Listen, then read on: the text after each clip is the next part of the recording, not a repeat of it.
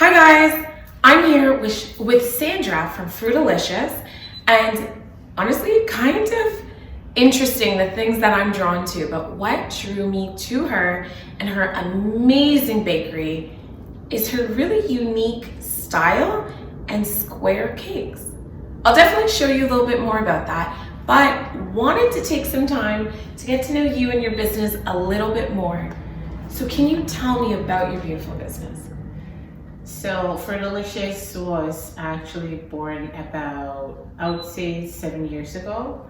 My sister was the one that came up with the name because I used to do like fruit baskets and fruit platters. So we wanted to find a way we can incorporate the fruit with the cakes and the desserts. And so she came up with the name. And actually, I started this when I had my second daughter, Selisa. I did her dessert table and I did all the desserts except for the cake. I wanted the cake to look really good because I didn't really have the tools to make the cake look as pretty. So I bought the cake from Marvelous, but then all the other desserts, cupcakes, cake pops, fruits and stuff like that, I made them. And when my friends came, they were intrigued. Like, they were like, where did you get it so good? I said, I made them. Like, what? So, that is how these orders started coming in.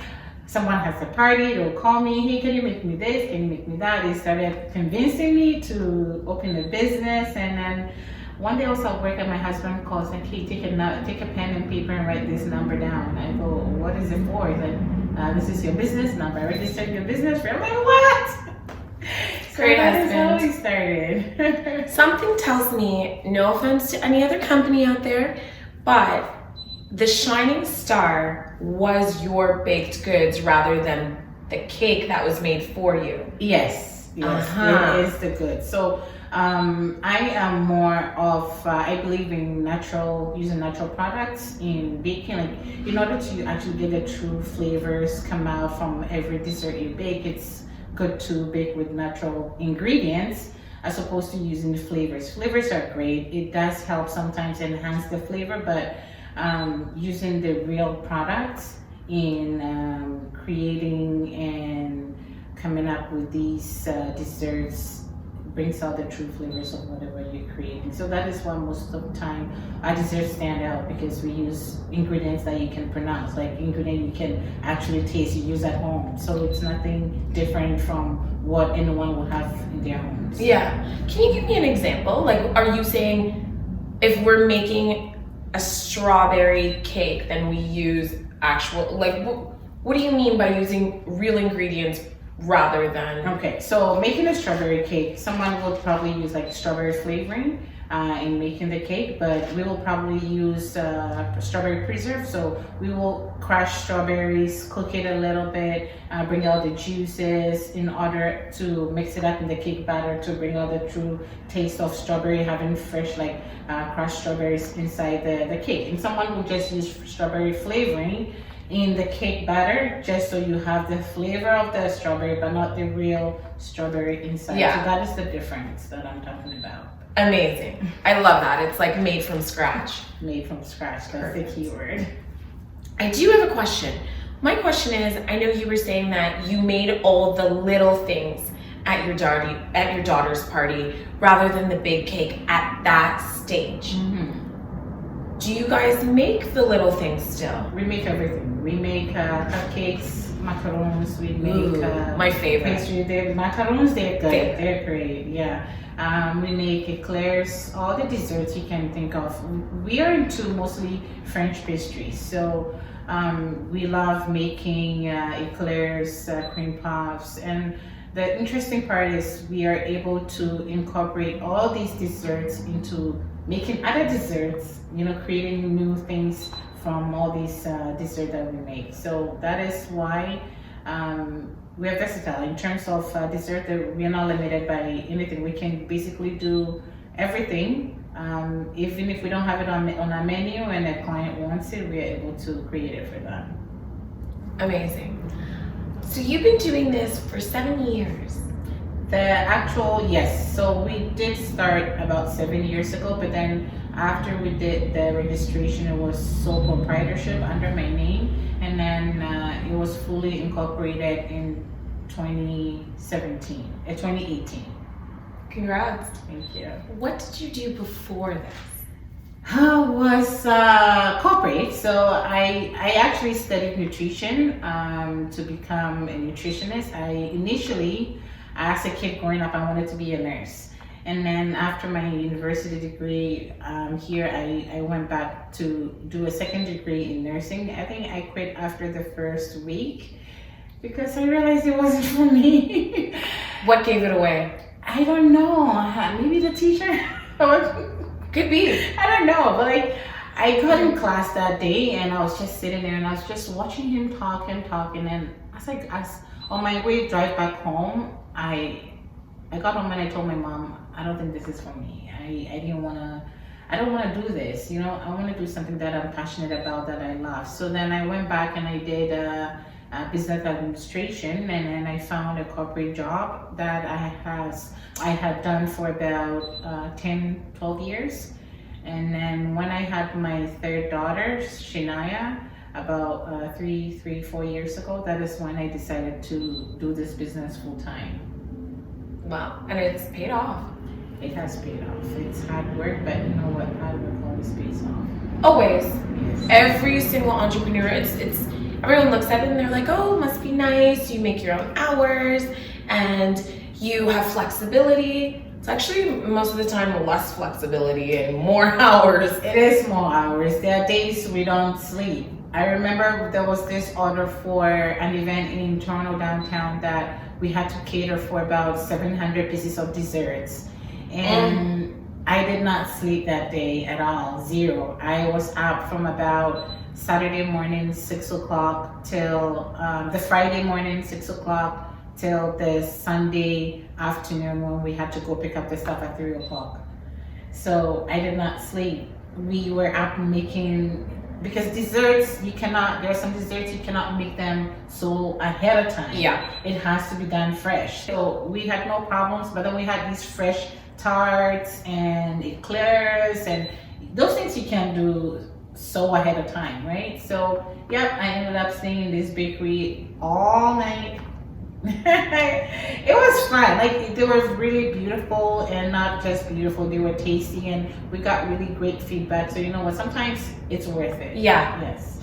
So then my question that spawns from that, how do you actually transport that 700 pieces of dessert? Yes. Like, how does the logistics of that actually work? Because everything's very delicate. It is. What do we do?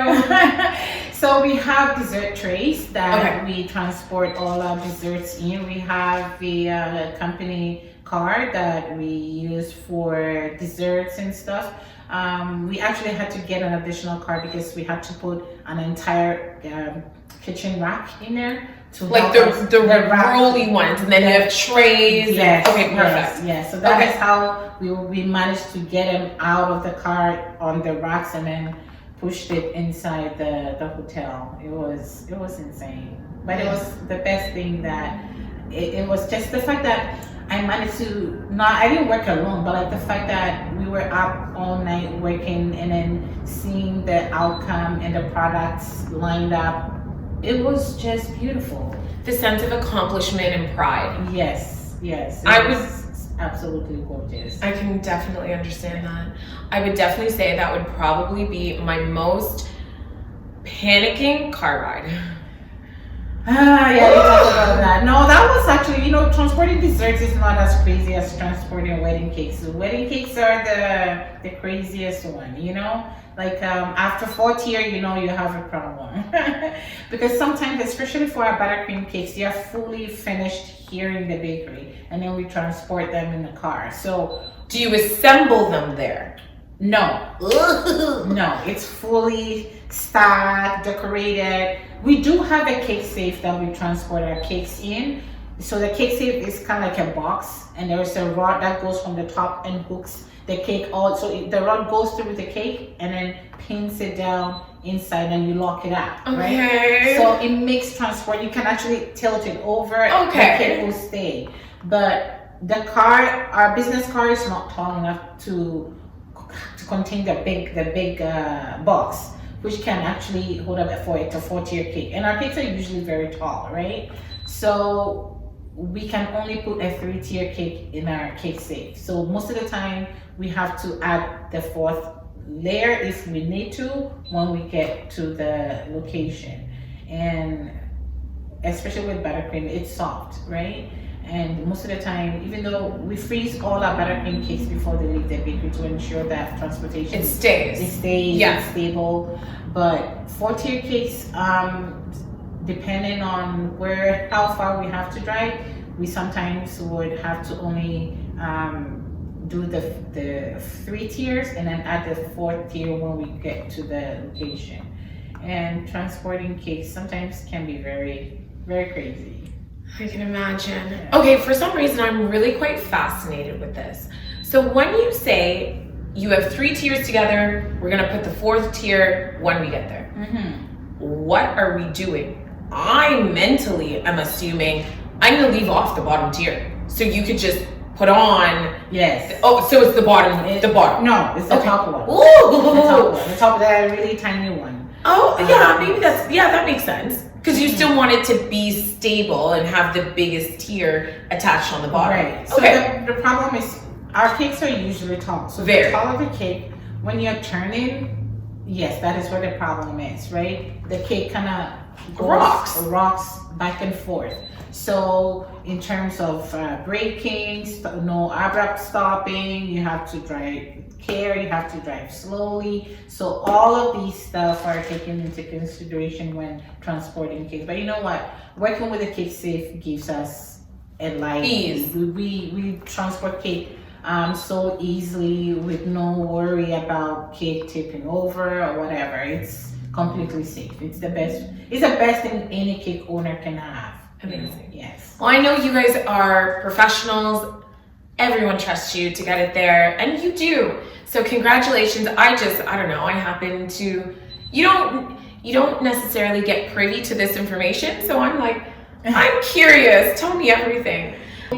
Is there something that perhaps people watching or the community doesn't know about your business, but perhaps they should know? So we do have a storefront where they can come in. We are open Tuesdays through Saturdays, 11 to 7 p.m.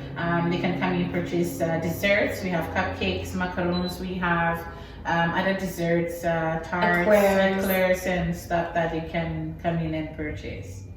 Perfect. On a daily basis. And we're literally sitting in the beautiful shop right now. You can come and just have your dessert, stay. Yes, we do offer now.